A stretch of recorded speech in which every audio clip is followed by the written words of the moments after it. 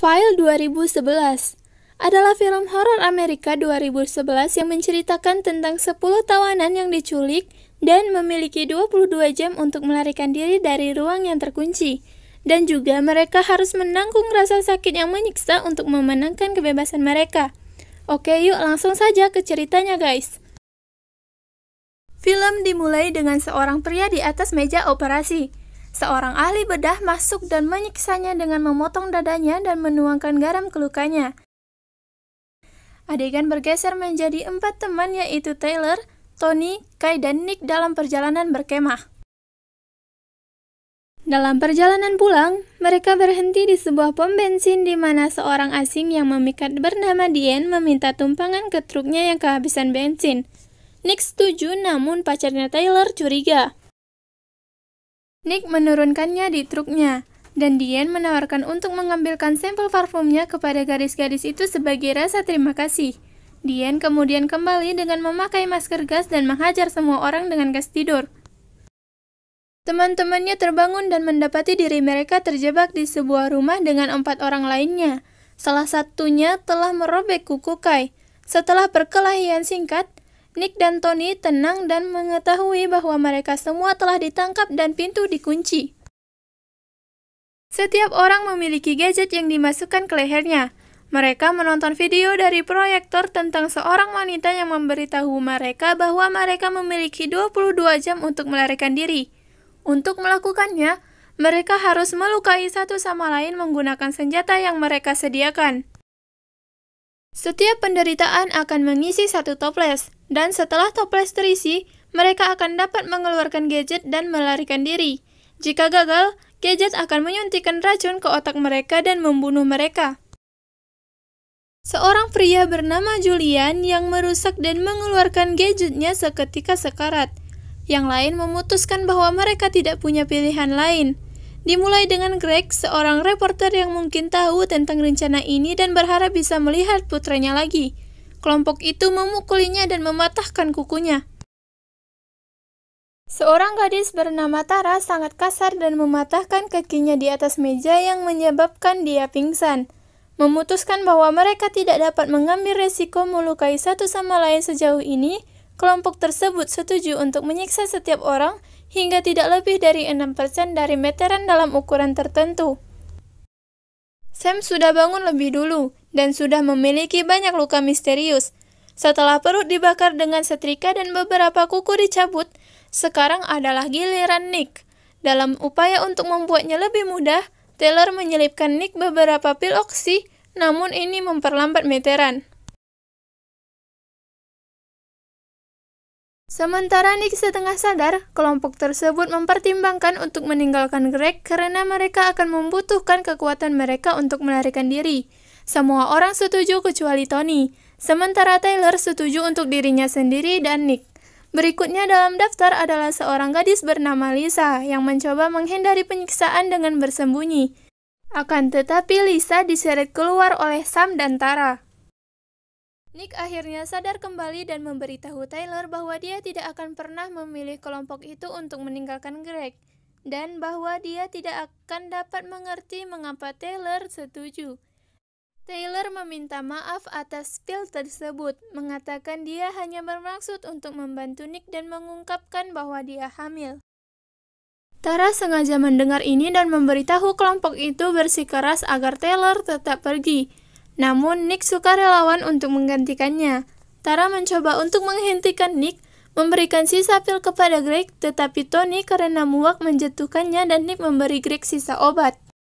Nick akhirnya sadar kembali dan memberitahu Taylor bahwa dia tidak akan pernah memilih kelompok itu untuk meninggalkan Greg, dan bahwa dia tidak akan dapat mengerti mengapa Taylor setuju.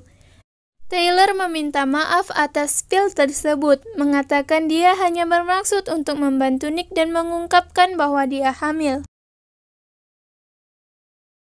Kemudian Tony, Taylor, dan Kai mencoba untuk mendapatkan masing-masing 6% dengan memasukkan tangan mereka ke air mendidih. Tetapi Kai mundur sehingga Tony dan Taylor memasukkan tangan mereka ke dalam air mendidih lagi. Sementara itu, Tara yang sudah sadar mengambil pisau dapur dan mencoba membunuh Tony karena telah memukulinya. Tony ditikam di bahu dan jatuh ke lantai saat air mendidih tumpah ke tubuhnya. Tara hampir berhasil menikamnya lagi, tetapi pingsan lagi oleh Nick. Tara sadar kembali di atas meja penyiksaan dan segera bertanya berapa persentase meterannya. Tony mengatakan kepadanya bahwa tindakannya menaikkan meteran menjadi 48%. Tara yang agak gugup mendesak mereka untuk menyelesaikan tugasnya dengan cepat. Tapi Tony mengungkapkan mereka akan mendorong lebih tinggi dari biasanya 6% kali ini. Tara mulai memprotes bahwa mereka telah memilih 6% dan menangis memohon untuk dibebaskan. Tetapi kelompok itu mengambil suara lain ketika dia tersingkir dan memutuskan ini sebagai gantinya. Dia mati-matian mencoba menahan mereka dan dalam prosesnya memotong Kai melukai dia secara fatal. Tony putus asa dan marah, mencoba membunuh Tara tetapi Nick meyakinkannya untuk membuatnya tetap hidup. Tony setuju tetapi menuntut agar dia melakukan apa yang dia inginkan dan anggota kelompok lain setuju. Tony merusak laring Tara dengan kunci Inggris, mengangkat sebagian kulitnya dengan parutan dan memotong lengannya dengan pisau. Ketika Tara akhirnya pingsan, meterannya mencapai 80%. Tara mulai memprotes bahwa mereka telah memilih 6% dan menangis memohon untuk dibebaskan. Dengan hanya tinggal sedikit waktu, 5 orang yang tersisa setuju untuk mematahkan tulang selangka mereka pada saat yang bersamaan. Tony dipilih untuk mematahkan tulang selangka semua orang, tapi tidak bisa memaksa dirinya untuk mematahkan tulang selangka Tyler. Nick malah merusak Tony, mengisi meteran hingga 100%. Proyektor menampilkan pesan baru tentang wanita yang memberi selamat kepada mereka dan menginstruksikan mereka untuk meletakkan botol kecil di gadget mereka, sehingga mereka dapat melarikan diri. Sam membunuh semua orang saat mereka meninggalkan ruangan, meskipun Tony memiliki cukup waktu untuk memperingatkan Nick sebelum Sam menusuk perutnya. Segera hanya Greg dan Tyler yang tersisa di ruangan, sementara Nick tidak dapat masuk kembali. Greg masih di bawah pengaruh pil oksi mengakui kepada Tyler bahwa dia tahu tentang kultus ini, yang merasa setiap orang pantas menerima rasa sakit dan penderitaan, tetapi dia tidak pernah percaya rumor itu benar. Sam diturunkan menjadi orang yang mengatur skenario ini. Nick mengejar Sam ke ruangan yang terlihat di awal di mana Sam melepaskan gadgetnya dan membunuh Greg dengan sinyal yang dikirim dari komputer untuk mengunci Tyler lagi. Tyler mencoba melarikan diri lagi dengan membuat luka bakar di punggungnya dengan panggangan meja dan melukai tangannya yang sudah terbakar. Dia berhasil mengembalikan pengukur hingga 100%. Sam sangat kesal mengakui bahwa dia adalah orang yang telah menderita luka dalam hidupnya namun selamat, percaya bahwa setiap orang pantas sakit untuk tidak bersalah.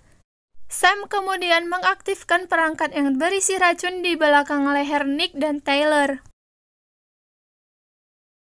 Meskipun beracun, Nick mampu membunuh Sam dengan obeng dan mengambil beberapa obat yang tersisa di ruangan yang menangkal racun. Dia juga menggunakan perangkat lain untuk melepaskannya dari lehernya. Nick bergegas kembali ke kamar dan melihat Tyler melalui monitor di layar depan tetapi tidak dapat menghubunginya saat dia meninggal. Karena patah hati, Nick menggunakan pemotong baut untuk membebaskan dirinya dari gedung dan melarikan diri. Beberapa waktu kemudian, Nick terlihat di sebuah restoran, lukanya sembuh memesan wafel dan krim. Saat dia melihat keluar jendela, Nick melihat Diane menumpang dengan Redneck dan mengejarnya, meninggalkan uang di atas meja.